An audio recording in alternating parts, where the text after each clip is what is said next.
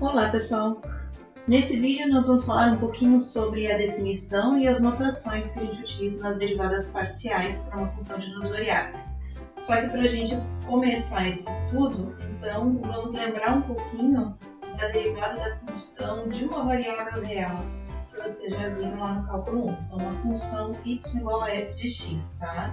Vamos representar uma curva aqui para essa função e vou tomar um valor para x e uma variação x mais ΔX, e vamos ver graficamente a representação do par ordenado xfx e x mais ΔX, f de x mais ΔX. Graficamente, os pares x e f de x e x mais ΔX e f de x mais ΔX geram dois pontos sobre a curva da função.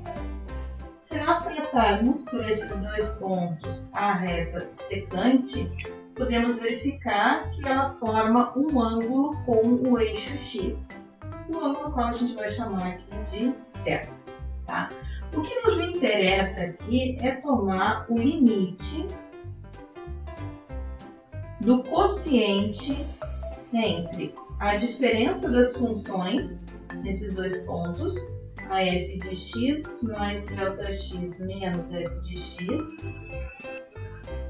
e a diferença entre os valores do x. Para quando essa variação que nós tomamos aqui, do valor inicial do x até x mais ΔX, para quando ela tender para zero. Então, se eu reescrever aqui esse limite, eu vou ter o limite da f de x mais ΔX menos a f de x, e a diferença ali no denominador vai sobrar apenas ΔX para quando ele tende para zero. Esse é o limite que me interessa. Que limite é esse? Esse limite é exatamente a derivada, que nós podemos chamar de dy para dx, a derivada da função em x. Tá? E geometricamente, nós podemos dizer que o resultado dessa derivada em x é igual a tangente, e eu vou chamar aqui de alfa. Quem é essa derivada geometricamente? Se nós olharmos ali para o gráfico, quando ΔX tende para zero, vamos dar nome para os pontos aqui, ponto P e ponto Q. O ponto, se o ΔX tende para zero, o ponto Q se aproxima de P, e a nossa reta, que era uma reta secante, ela se aproxima de uma reta tangente. E essa reta tangente forma com o eixo x um ângulo alfa. Tá? Então, o resultado da nossa derivada, calculada em x, dá a tangente de alfa, tá? Que nós chamamos de coeficiente angular da reta tangente, ou também de declividade da reta tangente. Então, recapitulando, né, a derivada de uma função de uma variável real, e a notação que a gente está utilizando aqui, então, é dy para dx, em relação a x, né, é um limite.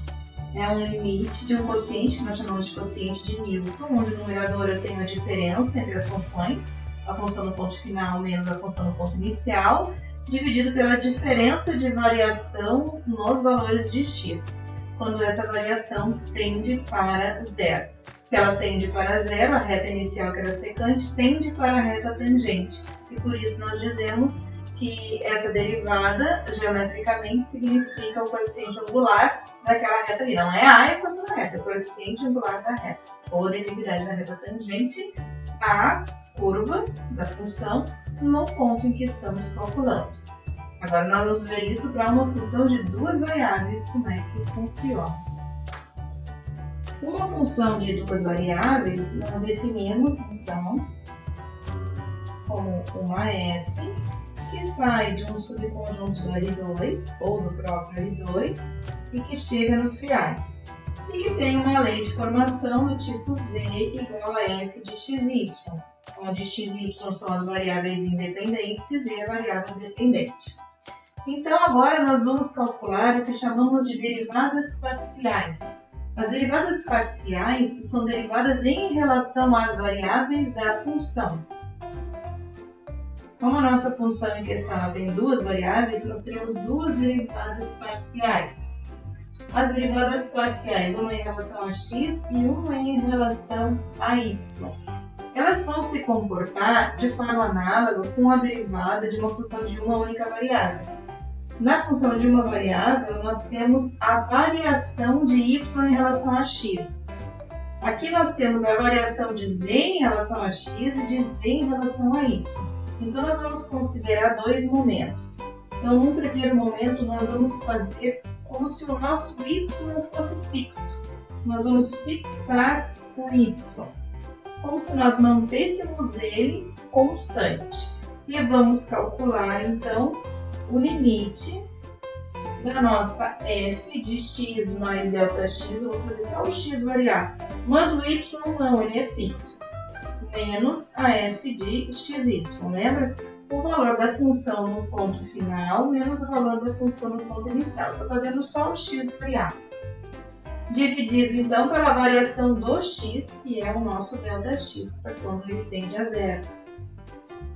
Esse limite, quando ele existe, ele é chamado de derivada parcial da função em relação à variável x.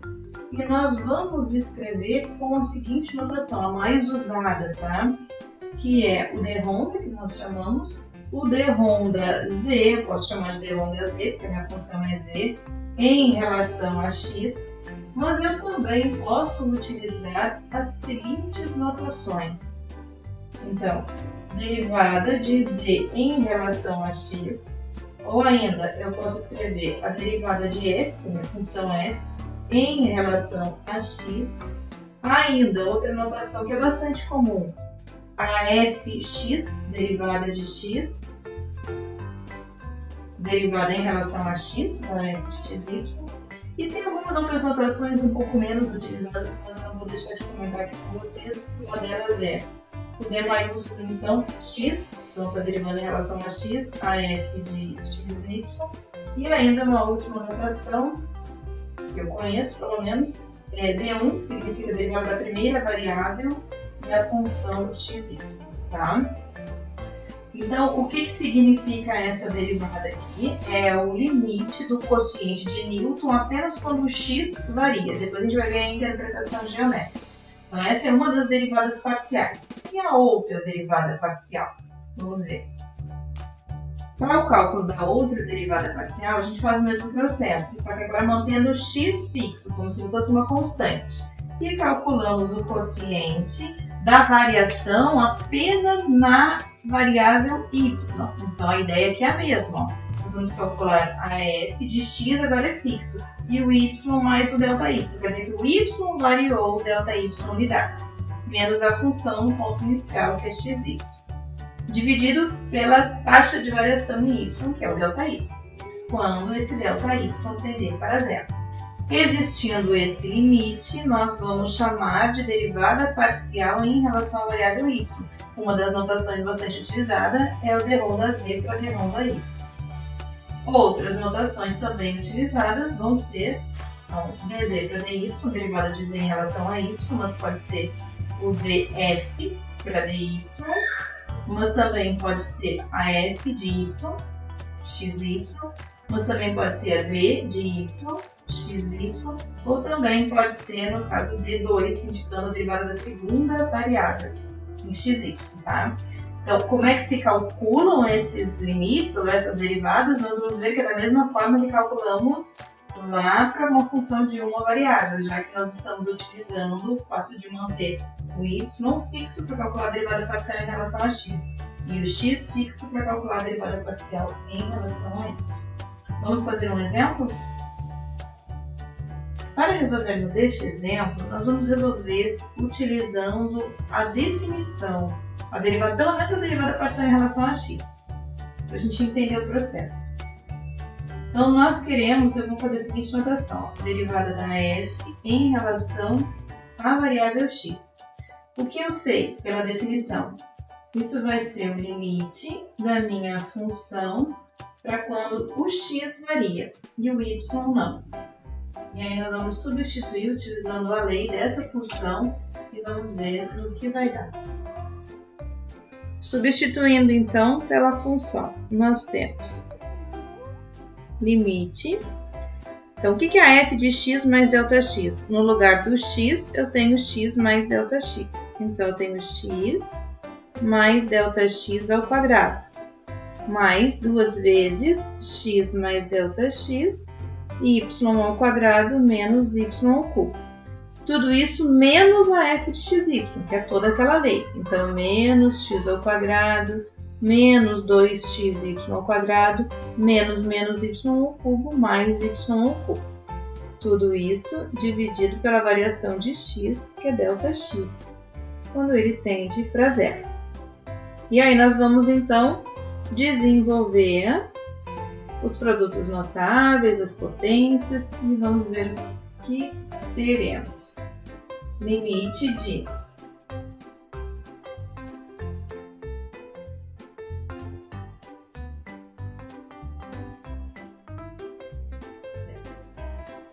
temos algumas simplificações que podemos fazer. Aqui tem um x ao quadrado. Então, limite de 2x ΔX mais ΔX ao quadrado mais 2y ao quadrado ΔX, tudo sobre ΔX. Quando a gente vai calcular o limite, então a gente faz a substituição, né? O ΔX por zero. Se a gente substituir ΔX por zero nesse quociente, a gente vai ter uma determinação 0 sobre 0. Mas dá para ver que é possível fazer uma simplificação, porque todos os termos do numerador têm ΔX. Então, nós podemos colocar em evidência ΔX. Então, vai sobrar. E aí, nós temos uma simplificação que podemos fazer. ΔX com ΔX. E sobra o limite de 2x mais ΔX mais 2y ao quadrado para quando ΔX tende a zero. Olha, quando ΔX tende a zero, o que sobra aqui? 2x mais 0 mais 2y ao quadrado. Então, nós temos o resultado da nossa derivada em relação a x. Vou colocar aqui que a nossa derivada da função f em relação a x é 2x mais 2y ao quadrado. Bom, mas então vocês vão estar se perguntando, né? Tudo que é função agora de duas variáveis, eu vou ter que aplicar a definição de limite para poder resolver a derivada? Claro que não, da mesma forma como não é assim que a gente faz no cálculo 1, também não será assim que a gente faz no cálculo 2. Como para resolver essa derivada, a gente está considerando que o y é fixo, como um y constante, a gente vai utilizar um método para resolver essa derivada. Vou escrever ela aqui. A gente vai utilizar o método, então, lá no cálculo 1. Nós queremos a derivada em relação a x. Então, o que vai ser a derivada em relação a x? Não estou dizendo que o y é fixo. Fixo é como se fosse uma constante. Considera ele uma constante na hora da derivação. Então, vai derivar em relação a x. Qual é a derivada de x ao quadrado? Ué, a regrinha da potência é 2x. Então, não esquece que o teu y está considerando como uma constante. Derivada da constante, se tu for derivar sozinho, a constante é zero. E aqui tu tem, ó, 2 vezes x vezes y ao quadrado. Então, toda essa parcela 2y ao quadrado é uma constante. Qual é a derivada de x? É 1. Então, 1 vezes a constante, o que sobrou? A constante. Y ao cubo. Y é constante. Ao cubo é constante. Derivada da constante dá zero. Feito. Tens aqui a tua derivada sem a aplicação da definição. Diretamente, né? Porque, claro que a definição está implícita aqui. Nós calculamos a derivada em relação a x sem fazer o uso do limite. Como é que eu calcularia aqui a derivada em relação a y, então? Então, vamos fazer agora a derivada em relação a y. Aí a gente vai fazer o x fixo. Se tu faz o x fixo, é ele que tu tem que pensar agora, que é a tua constante. Então, quem vai ser derivada em relação a y? Vai ser derivada de x ao quadrado. Mas x é fixo, é uma constante. Ao quadrado é constante também, derivada da constante é zero. Aí agora tu vai ter, então, 2x como sendo uma constante, vezes a derivada de y ao quadrado. Quem é a derivada de y ao quadrado? Não é 2y? Vezes 2x, 2 vezes 2, 4x. O que? É y ao quadrado, não é 2y, então 4x y. Qual é a derivada de y ao cubo? Não é 3y ao quadrado? Então tá aí a derivada da nossa função em relação à variável y. Obtida fazendo o x fixo, considerando ele como uma constante, e derivando tudo em função apenas da variável y. Feito?